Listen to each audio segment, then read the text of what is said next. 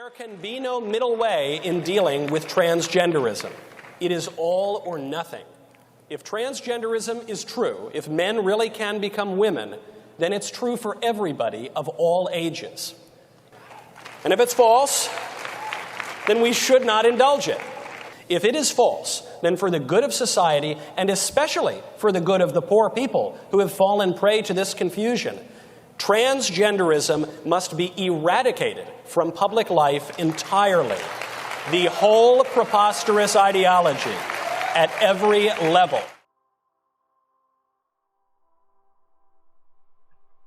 $492. That's how many bills there are across the United States right now aiming to restrict the rights of trans people.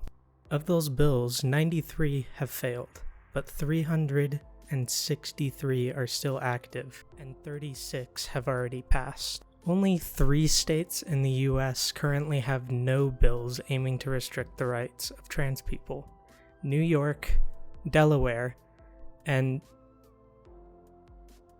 what the go Alabama, I guess. Let's take a look at a few of the bills. Wyoming Senate File 0111. A person is guilty of child abuse, a felony punishable by imprisonment for not more than 10 years if a person intentionally inflicts upon a child under the age of 18 years any procedure, drug, other agent, or combination thereof that is administered to intentionally or knowingly change the sex of the child. That's not even the worst part of the bill, because it continues. Consent of the child's parents, guardian, or any other person responsible for the child's welfare shall not be a defense to the crime. So basically, helping a child consensually medically transition would be considered a felony. Thankfully, the bill failed because it wasn't even considered for introduction, but this is far from the only bill of its kind. Iowa Senate File 538. A healthcare professional shall not knowingly engage in any of the following practices if the practice is performed to alter the appearance of or affirm the minor's perception of the minor's gender or sex, if that appearance or perception is inconsistent with the minor's sex. You see how carefully that's worded to make sure it only applies to trans people? 1 basically talks about puberty blockers. 2 basically talks about prescribing estrogen or testosterone. 3 talks about sterilization surgeries. 4 basically talks about bottom surgery. And 5 basically talks about top surgery. Important thing to note here, in a state Senate debate over the bill, Republicans defended the bill by saying that practices listed had possible negative long-term side effects. The bill then goes on to say that these practices can still be done for basically any reason besides transitioning. Now, remember this bill because we're going to come back to it. Keep in mind those were just 2 bills that I've talked about. If I talked about all 399 active or past bills, I think this video would be too long for YouTube. I will, however, do a speed run through some of the bills that have passed or are pending governor signatures in 2023. Basically a bathroom bill for schools. School employees legally can't call students their preferred name or pronouns without permission from the parents, which is terrible for trans students with unsupportive families that just want to be themselves at school since they can at home. Religious groups can discriminate without punishment and can also sue the state for virtually whatever they want if they claim it's infringing on their religious beliefs or freedom. Not respecting a person's pronouns or preferred name is explicitly stated in law to be protected free speech. Trans healthcare can be considered medical malpractice if the patient or their family decides to sue the doctor. Trans people using the bathroom of their gender identity counts as sexual indecency with a child if there is a child in the bathroom at the same time. Prohibits indoctrination and also CRT, but hey, at least it gives teachers a better salary of $50,000.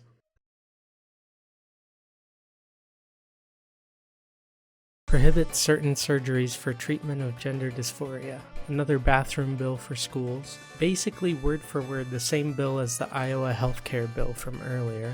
No gender-neutral bathrooms. Another bathroom bill for schools. Basically, trans prisoners can't transition.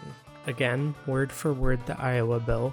Trans women can't compete in women's sports. Students' sex has to be verified by their birth certificate or their physician for them to be eligible in sports. And I'm actually gonna pause the speed run here for a second because there's something to note about this bill. If you actually read through this bill like I did, it's so obviously targeted at trans women that there's a loophole. An athletic activity or sport designated as girls shall not be open to members of the male sex. Then it doubles down, saying nothing in this section shall be construed to restrict the eligibility of any student to participate in an athletic activity or sport designated as boys or co-ed. So basically, they were so fixated on trans women that they forgot trans men existed. Anyways, schools don't have to use a student's preferred name, pronouns, or gender identity. Restricts gender-affirming health procedures. Again, word for word the Iowa bill. Schools cannot be held liable for not allowing trans people to participate in sports teams aligned with their gender identity. And that is just 20 of the 36 bills that have passed. Keep in mind, there's 363 still active across the country. Trans people have again and again been used as a punchline in TV and film, especially since about the 2000s. I'm really sorry about this whole Tranny Tuesday thing. I was out of line. Tranny Tuesday. No shame, Agent Fuller. No shame. Right-leaning political cartoonists and other right-wing artists often depict trans people in a purposely dehumanizing or ugly manner, which, if you know anything about world history, is a little bit concerning to say the least. Now, this isn't in the script, but something happened literally while I was filming this that I just have to put in here because it's another great example of the dehumanization of trans people, but it's also kind of fucking hilarious. This is an actual quote from Webster Barnaby, a Republican Florida lawmaker and man with the most Disney villain sounding name of all time. The Lord rebuke you, Satan, and all of your demons and all of your imps who come and parade before us.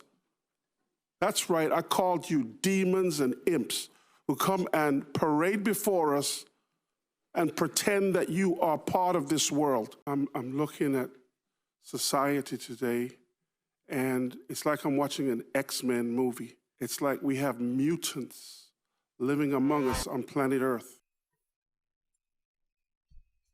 I'm an X-Men mutant for being trans? That's sick. Do I get my own Quicksilver Sweet Dreams sequence too? You know, for all they do wrong, I have to say, no one makes trans people sound cooler than transphobic politicians. The dehumanization of trans people is constant, but how does it actually affect trans people? In 2019, researchers from Rhode Island and Massachusetts conducted a study on the effects of the negative depiction of trans people in media. Their sample consisted of 545 transgender adults. 97.6% of them reported having been exposed to negative media depictions of trans people. The researchers measured the effects of this exposure by surveying sample participants for clinically significant symptoms of depression, anxiety, PTSD, and global psychological distress. The study found that more frequent exposure to negative depictions of transgender people in media was significantly associated with clinically significant symptoms of depression. So the constant negative depiction and dehumanization of transgender people in media, which is more prevalent now than ever, has an actual measurable negative effect on the mental health of trans people, a community of people who already have an attempted suicide rate of 20%, according to a survey of transgender and non-binary youth conducted by the Trevor Project. And TV and film aren't the only places that trans people are depicted negatively.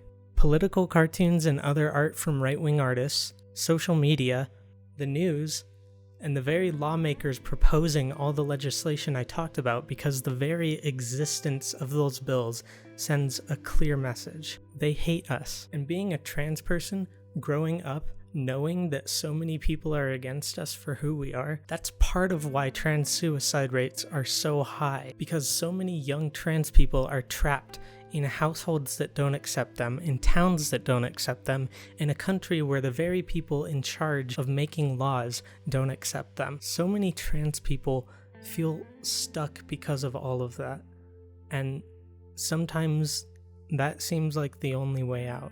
I'll leave you now with this clip of Iowa Democratic Senator Zach Walz from a Senate debate over the bill that I told you to remember earlier, because I think he sums up my thoughts on the bill and other legislation like it pretty well. Thank you for watching. Senator, kids are going to kill themselves because of this law. Iowa children will die if this becomes law. That's what will happen. You are outlawing, with this bill, care that reduces suicide likelihood by 73%.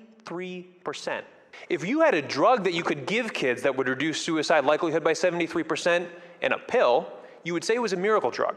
And you're targeting it at a group where over 40% have suicidal ideation at some point in their life because of the ostracization that they feel from their family and their community. That's what this bill is going to do. Oh, by the way, couple last things before I end the video. That bill passed. It was signed into law by the governor of Iowa on March 22nd. Republican state senators heard that speech you just heard and still passed this bill. They don't care about the lives of trans children, and they're the very ones constantly talking about the lives of children. At the start of this video, you saw actor who played a seductive gay man in 2012 turned Republican Speaker Michael Knowles. That's true, by the way. Have you not done it with men? Mind if we don't get into that? Calling for the eradication of transgenderism at CPAC this year. Transgenderism isn't just an idea or a concept that you can get rid of. It's a group of people. By calling for the eradication of transgenderism, he was really calling for the eradication of transgender people. The eradication of an entire group of people based on hate and fear. I swear there's a word for that. And what was the response at CPAC? Eradicated from public life entirely the whole preposterous ideology at every level. Cheers and applause from everyone in the audience. This is what it's like to be trans in the United States in 2023. Every day, every single one of us is living in constant fear of an eventual attempt at the eradication of transgenderism. Thank you for watching.